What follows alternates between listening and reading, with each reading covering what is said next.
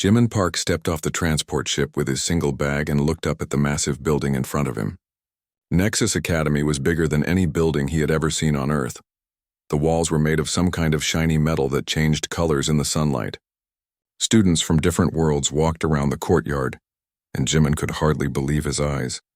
There were tall, blue-skinned people with 4 arms, small furry creatures that moved in quick groups, giant beings that looked like walking trees, and many others that Jimin could not even describe. He was the first human to ever study at Nexus Academy, and everyone was staring at him. "You must be the Earth student," said a voice behind him. Jimin turned around and saw a girl with silver skin and large purple eyes. She was about his age and carried a tablet in her hands. "I am Hana. I will be your roommate and guide." Jimin smiled and bowed slightly the way his mother taught him. "Hello, I am Jimin Park. Thank you for helping me." Hana looked surprised by his politeness. "Come, I will show you around. Classes start tomorrow, so you need to learn the rules today." As they walked through the academy, Hana explained how things worked. Each species has its own section for sleeping and eating. We share the learning areas, but there are strict rules about mixing. She pointed to different buildings around the courtyard. "That building is for Zilithians like me. The red building is for Corvins. The green one is for Altarians. Where do humans stay?" Jamin asked. "You will stay with me for now. The academy is still building a human section." Hana paused and looked around carefully. Then she whispered, "There are some students you should never go near. They are called class predators. They are dangerous and kept separate from everyone else." Jimin felt confused. "Dangerous how?" "They come from warrior species. They are born to hunt and kill.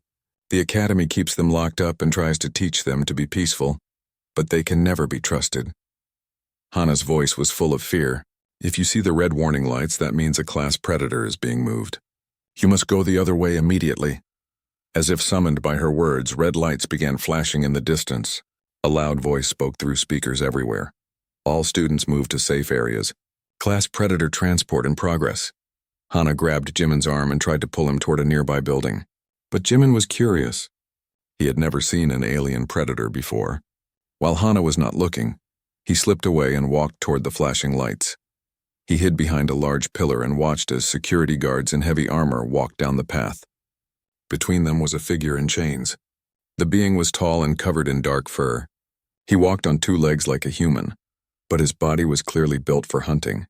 His shoulders were broad, his arms were long and muscled, and his hands ended in claws. But what caught Jimin's attention were the creature's eyes. They were bright amber color and they looked intelligent. Not angry or wild, but sad and tired. The predator's head was down and he moved slowly as if every step hurt. As the group passed by Jimin's hiding spot, the predator suddenly stopped. His head turned toward Jimin's direction and their eyes met for just a moment. The amber eyes widened with surprise and Jimin felt something strange in his chest. It was like recognizing an old friend. The guards noticed the predator had stopped and shocked him with their electric weapons. The creature made a sound of pain but did not cry out. They forced him to keep walking and soon they were gone.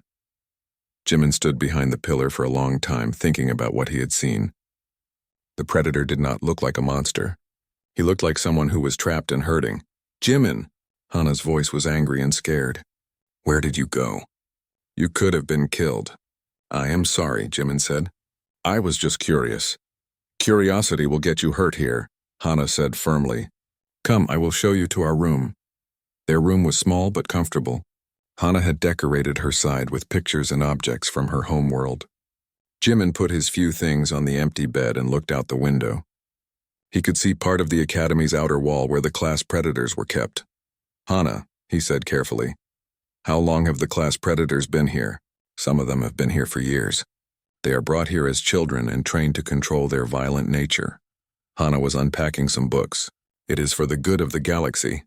These species would destroy peaceful worlds if they were not controlled." "But they look so sad," Jimin said. Hana stopped unpacking and looked at him seriously. "Jimin, you seem like a kind person." "That is good. But here, kindness can be dangerous. The academy has rules for a reason. Promise me you will not try to get close to the class predators." Jimin nodded, but he was not sure he meant it. That evening, they went to the dining hall for dinner. The huge room was divided into sections for different species. The food looked strange, but it smelled good. Jimin was trying something that looked like purple rice when another human sat down next to him.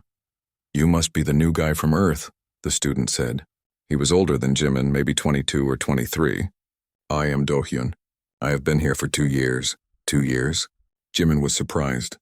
"I thought I was the first human student." "You are the first official exchange student," Do-hyun said quietly. "I came here through different means." He looked around to make sure no one was listening. "There are things about this academy that they do not tell new students." "What kind of things?" Do-hyun glanced at Hana, who was talking to some Zilithian friends at another table. "Meet me in the library tomorrow after your classes. There are things you need to know about the class predators."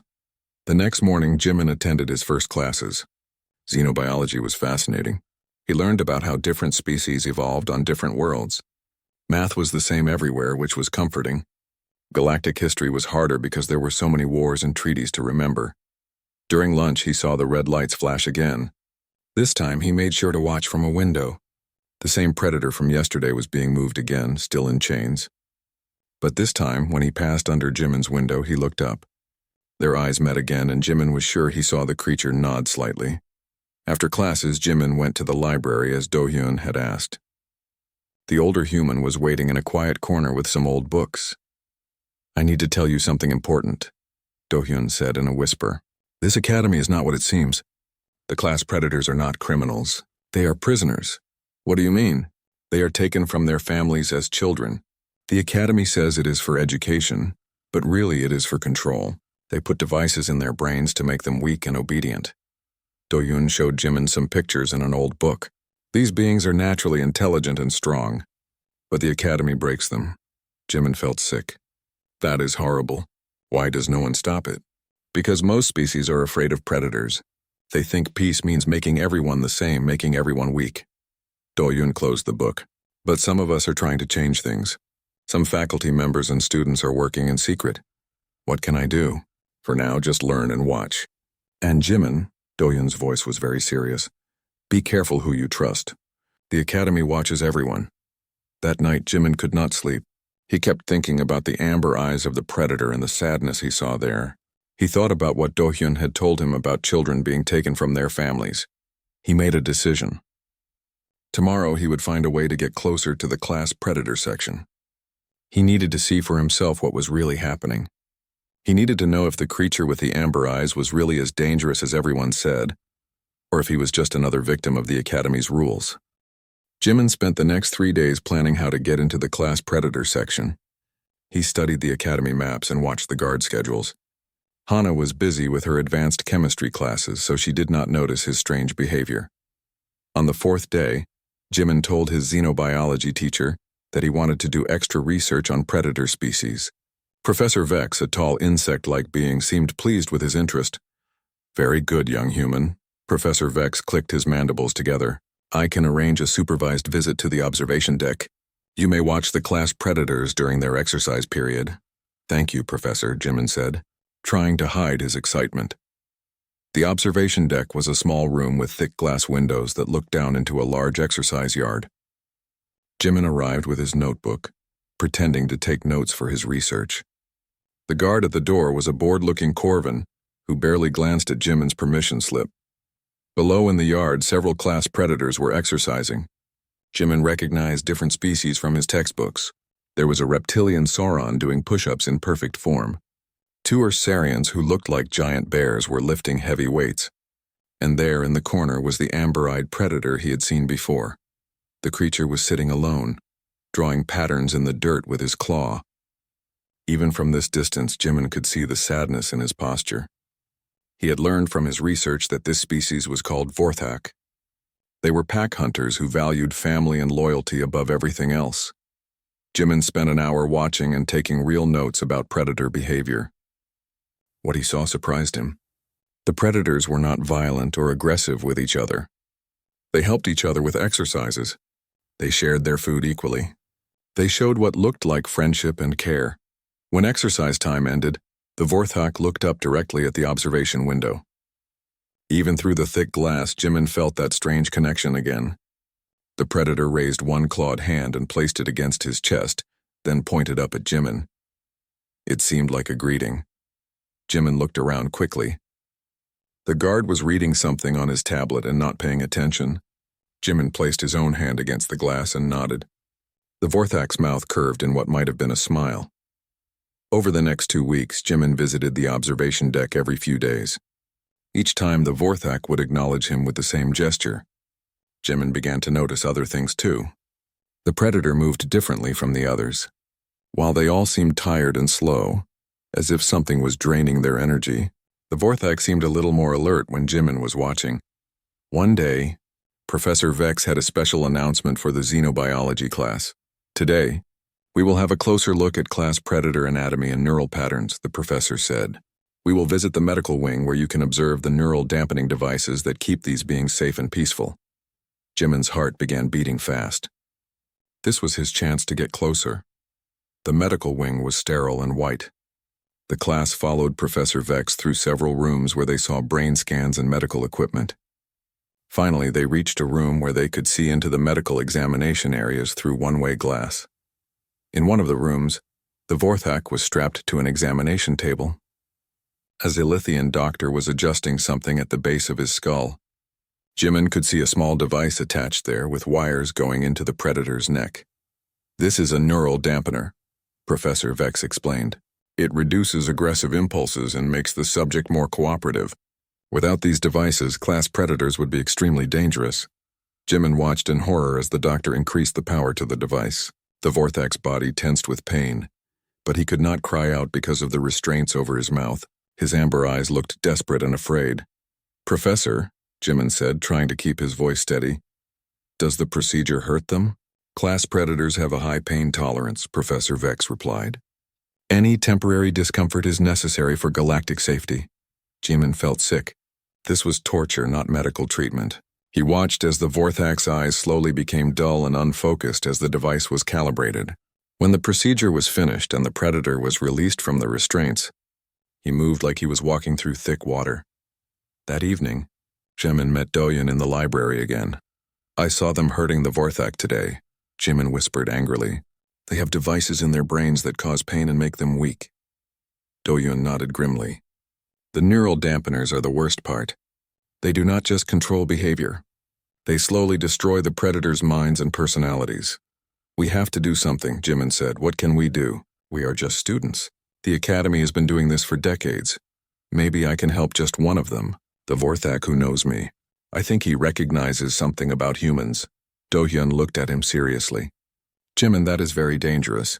If you are caught trying to communicate with a class predator, you will be expelled or worse. I have to try, Jimin said. I cannot just watch them suffer. The next day, Jimin convinced Professor Vex to let him do independent research in the Predator Section library. This was a small room next to the class predator living quarters, where old books about predator species were kept. You may study there for 2 hours, Professor Vex said, but you must not attempt to communicate with any class predators. The guard will be watching. The Predator Section library was dusty and quiet. Through a small window, Jimin could see into a common area where some predators sat quietly, staring at nothing.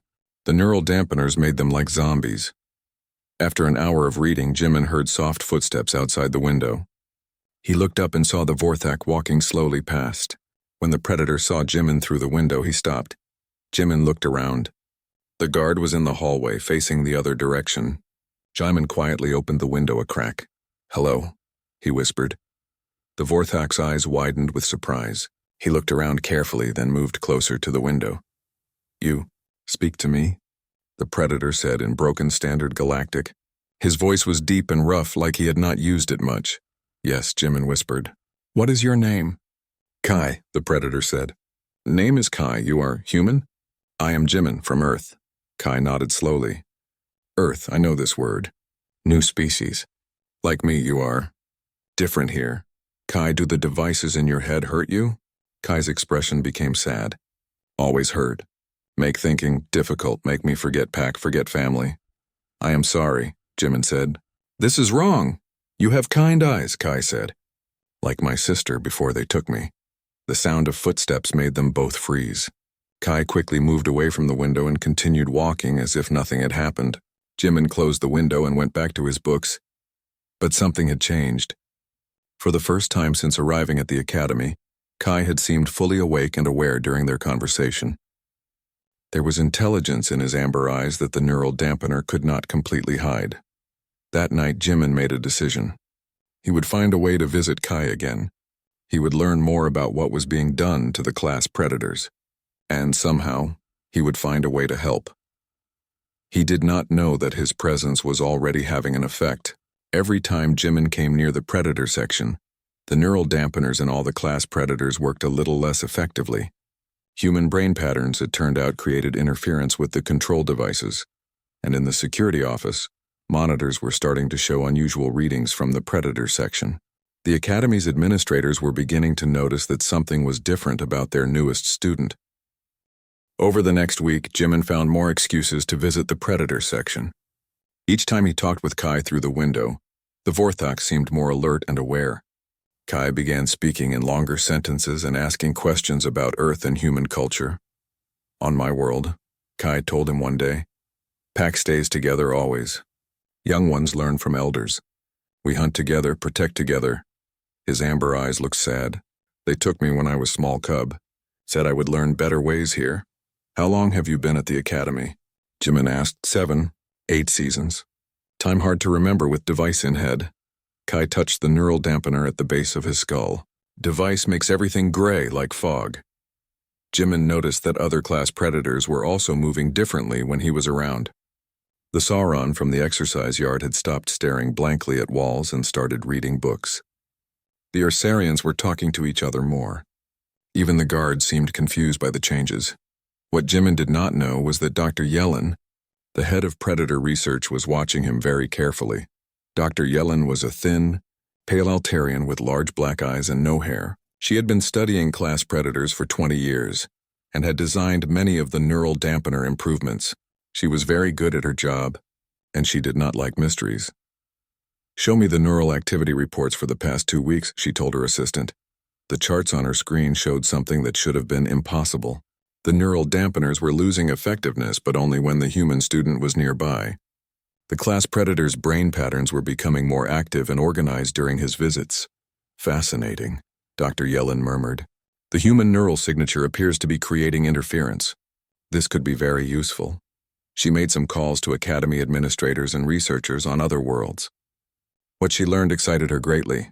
Humans had been invited to join the galactic community not as equals, but as test subjects. Their unique brain patterns might be the key to developing better control systems for all species. "Bring me the human student," she ordered her security team. "Tell him it is for routine medical examination. Do not alarm him." Meanwhile, Jimin was in the library with Hana, helping her study for a chemistry exam. He was trying to act normal, but his mind kept thinking about Kai and the other predators. "Jimin, you have been distracted lately," Hana said. "Is everything all right?" "I am fine," Jimin said quickly. "Just thinking about my research project." Before Hana could ask more questions, 2 security guards in academy uniforms entered the library.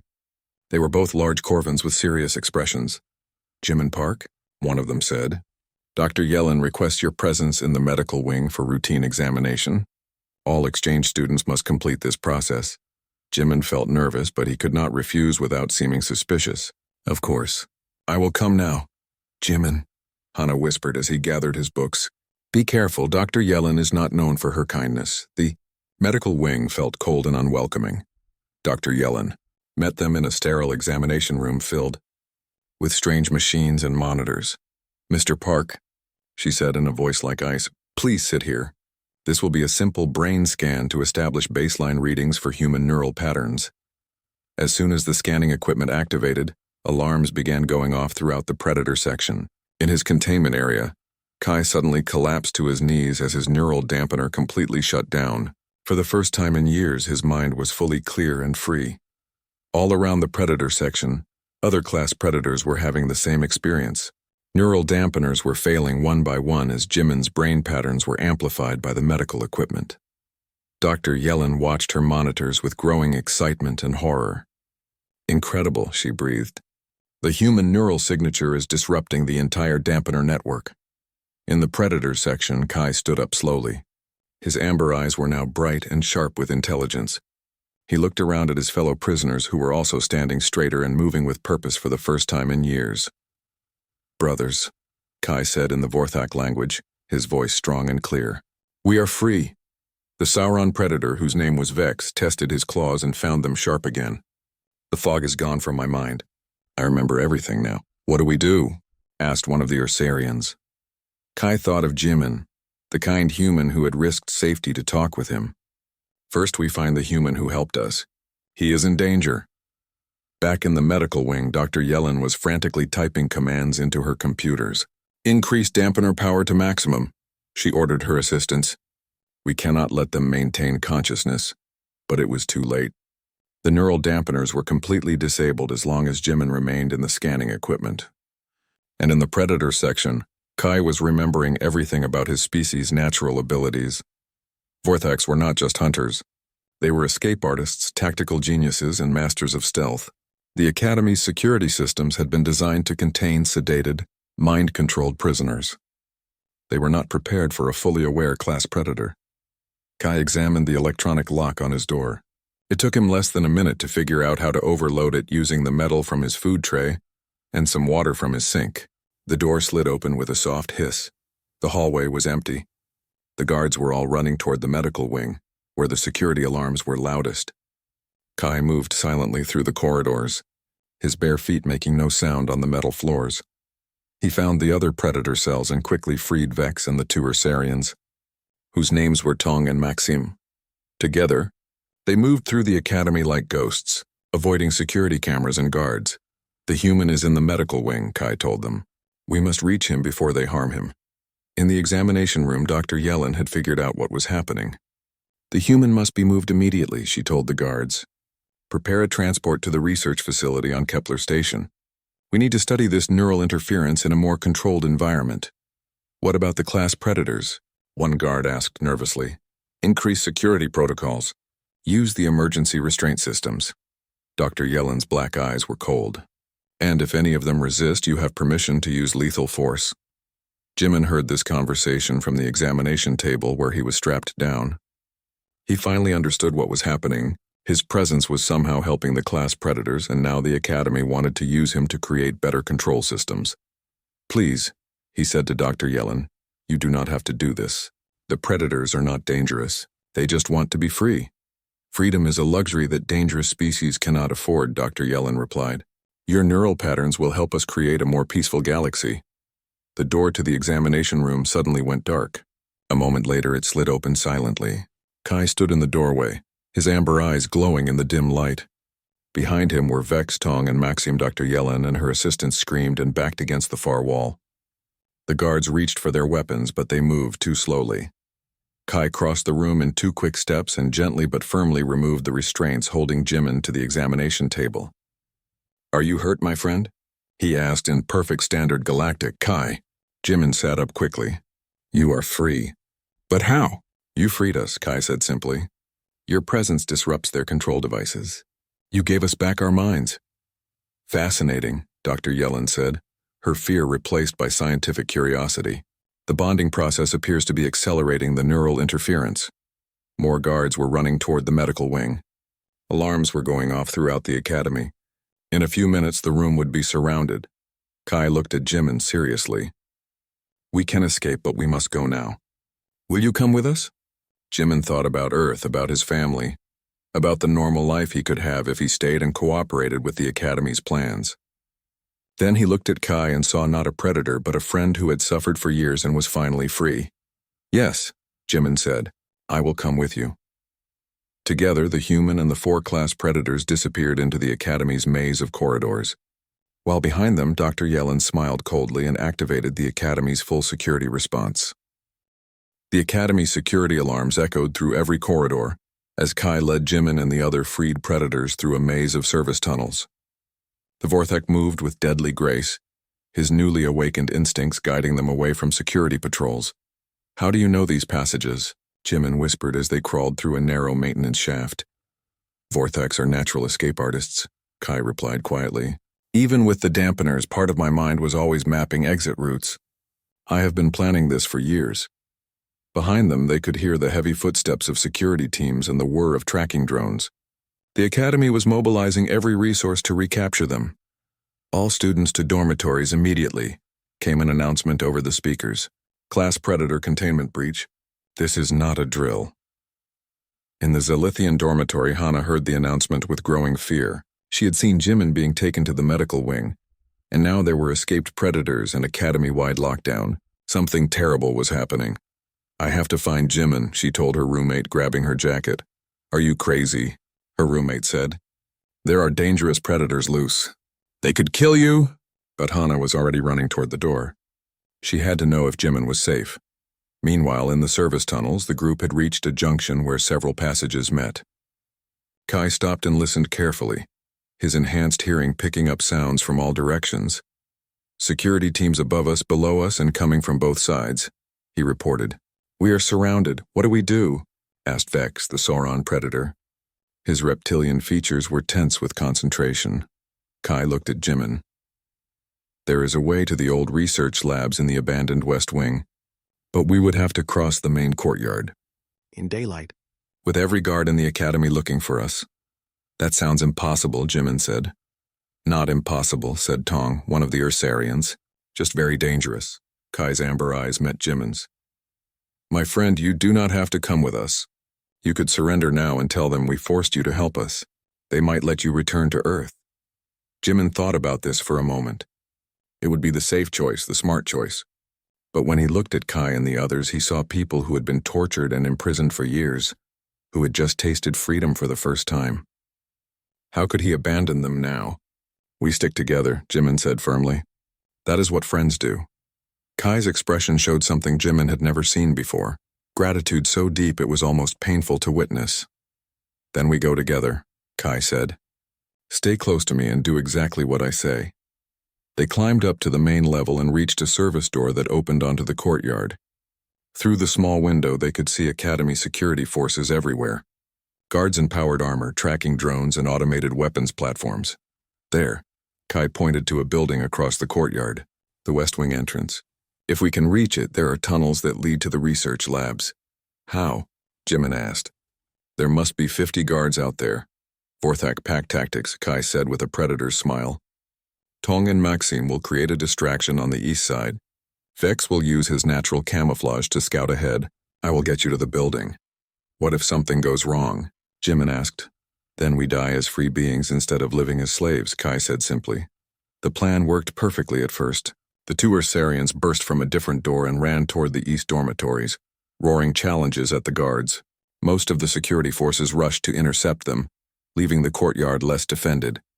Vex, whose scales could change color like a chameleon, disappeared into the shadows near the building walls. Kai wrapped his arm around Jimin and moved with impossible speed and silence across the open space. They were almost to the West Wing when something went wrong. A tracking drone spotted Vex despite his camouflage and raised an alarm. Instantly, every remaining guard turned toward their position. "Run!" Kai shouted, pushing Jimin toward the building entrance. Energy weapons began firing around them.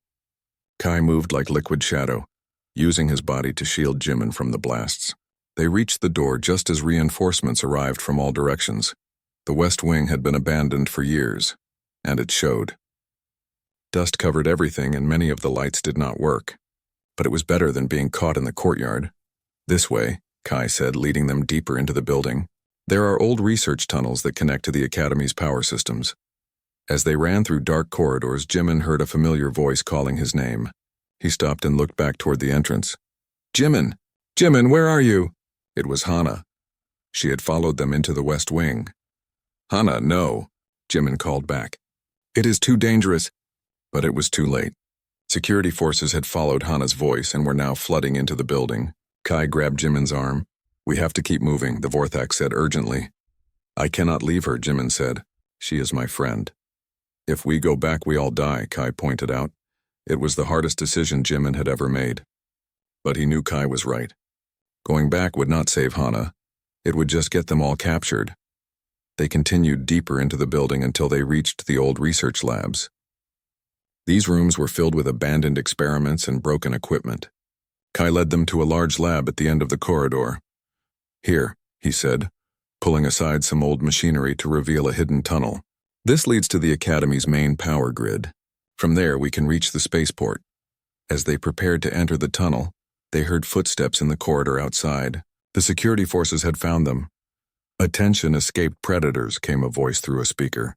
"You are surrounded. Surrender now and you will not be harmed." Kai laughed bitterly. "They lie. They will put the dampeners back in our heads and make us forget everything again." "What do we do?" Vex asked.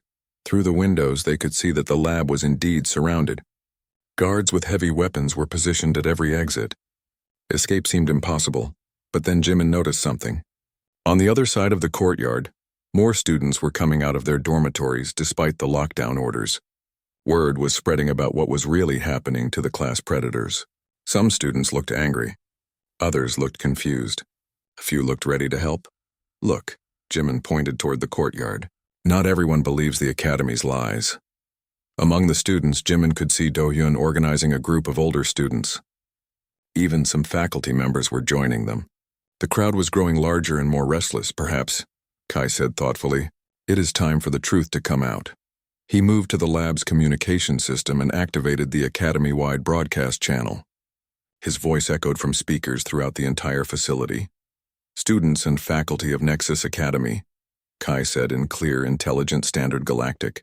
"I am Kai of the Vorthak people. For 7 years I have been a prisoner here, not a student. My mind has been controlled by devices that cause pain and steal memories. The beings you call class predators are not monsters. We are people who have been tortured and enslaved." In dormitories across the academy, students listened in shock. This was not the mindless roar of a dangerous beast. This was the voice of someone intelligent and articulate, someone who sounded like them. "The human Jimin Park showed me kindness when no one else would," Kai continued. "His friendship gave me back my mind and my freedom. If that makes me dangerous, then yes, I am dangerous.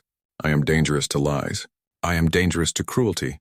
I am dangerous to those who would cage free beings and call it education." The broadcast cut off as security forces broke down the lab door, but it was too late. The damage was done. Throughout the academy, students were asking questions and demanding answers. In the lab, Kai stood protectively in front of Jimin as armed guards surrounded them. The Vorthak's amber eyes were calm and unafraid. "You cannot have him," Kai said quietly. "I will not let you hurt my friend." The security captain raised his weapon. "Stand down, predator. Final warning." Kai did not move. He had spent years as a prisoner, but he would not spend one more minute as a slave. If this was how his freedom ended, so be it. Then something unexpected happened. Hana appeared in the doorway behind the guards, and she was not alone. Do-hyun was with her, along with dozens of other students and even some faculty members. "Stop," Hana called out. "We want to hear what they have to say."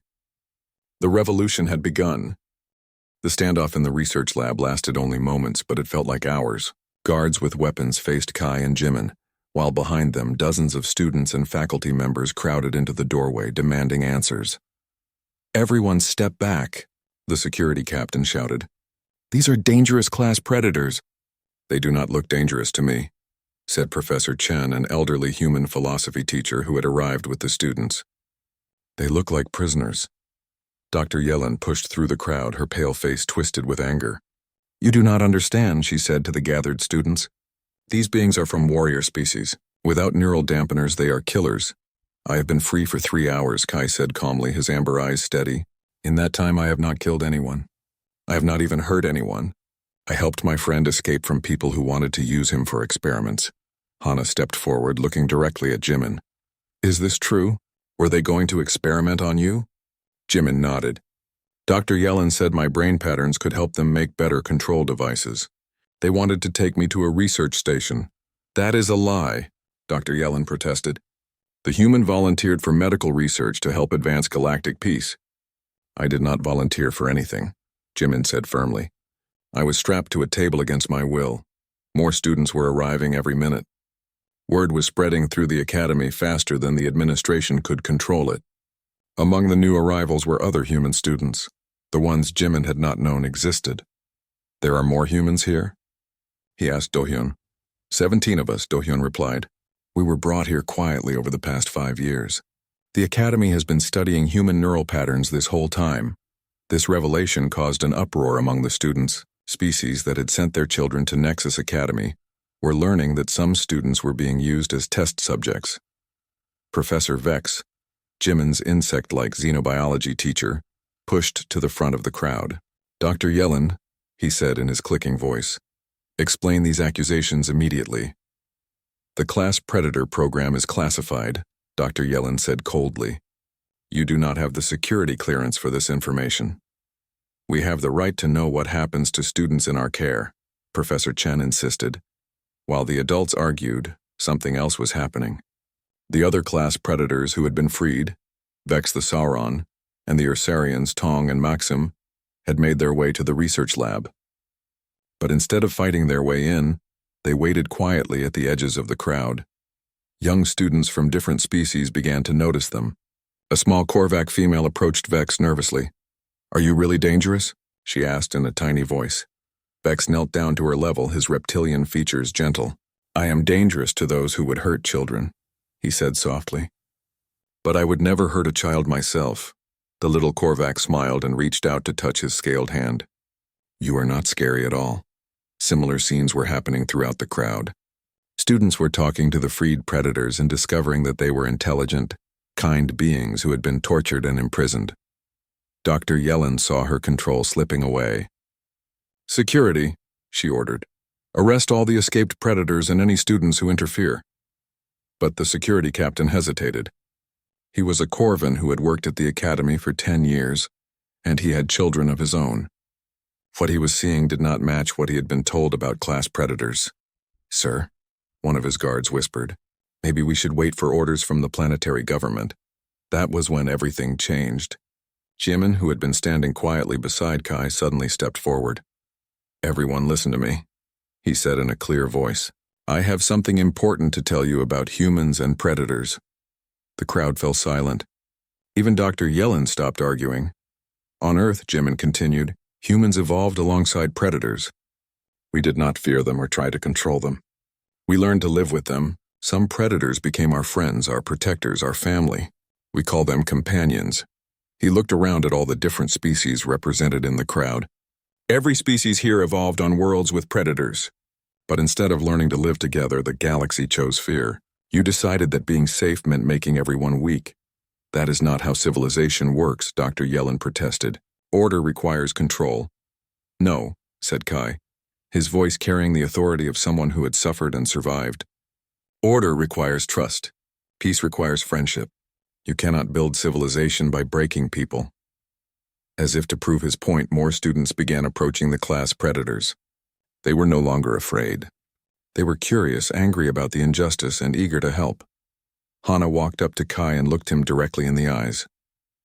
"I am sorry," she said. "I was taught to fear you, but I was wrong. Will you forgive me?" Kai smiled, and it transformed his entire face. "There is nothing to forgive. You were deceived, as we all were." Professor Chen stepped forward and addressed the security forces. "As senior faculty, I am calling for an immediate investigation into the class predator program. No student will be arrested until the planetary government can review this situation." The security captain nodded gratefully. "Understood, Professor. All forces stand down." Dr. Yellen's face went white with rage. "You are making a terrible mistake. These predators will destroy everything we have built. The only thing being destroyed here is cruelty." Professor Vex clicked decisively, "And it is long overdue." Over the next few hours, the truth came out completely. Students and faculty worked together to disable the neural dampeners on all remaining class predators. Each time a device was removed, another being regained their full consciousness and intelligence. The Academy's administrators called emergency meetings with the Galactic Council. Some wanted to send military forces to retake control, but it was too late. News of what had happened at Nexus Academy was spreading to every world in the galaxy. Parents were demanding answers about their children's safety. Species that had sent their young people to be educated were learning that some had been imprisoned and tortured instead. The whole system was falling apart. 3 weeks later, Jimin sat in the Academy's main courtyard, which had been transformed into a meeting place where predators and non-predators studied together freely. Kai was beside him, working on an advanced mathematics problem that had been impossible for him to solve while under neural dampening. "You know," Jimin said, "I never finished my xenobiology research project. What was your hypothesis?" Kai asked, looking up from his equations. I wanted to prove that predator species and peaceful species could live together safely, Jimin said. I think I have enough data now. Kai laughed, a warm sound that Jimin had learned to love. More than enough data. Hana approached their table with her own books. May I study with you? She asked. I am working on a chemistry project about neural interface technology. I want to make sure devices like the dampeners can never be used again. Of course, Kai said, making room for her. Pack is always stronger together. Pack? Hana asked. It is a Vorthak concept, Jimin explained. Family that you choose. Not just family you are born with. As the sun set over Nexus Academy, students from dozens of species worked together in the courtyard. Former class predators helped younger students with their homework. Engineers and doctors collaborated on projects to help heal the psychological damage caused by years of neural dampening. Do-Yun had been elected as the new student government president, with Kai as his advisor on predator rights. Professor Chen was leading the committee to completely restructure how the academy operated. What happens now? Jimin asked Kai as they finished their studying for the day. Now we build something better, Kai said simply. Something based on friendship instead of fear. And what about us? What happens to our pack? Kai looked at his human friend, then at Hana and the other students who had become part of their extended family. Pack bonds last forever, he said. Distance cannot break them. Time cannot weaken them. We will always be connected. As they walked back to their dormitories, now integrated and open to all species, Jimin reflected on how much had changed. He had come to Nexus Academy as a lone human in a strange place. He was leaving as part of a pack, part of a family that spanned the stars. Behind them, other students were also heading to their rooms. Former class predators walked alongside their classmates, no longer prisoners but equals. The sight that had once terrified the galaxy, predators moving freely among peaceful species, was now normal and natural.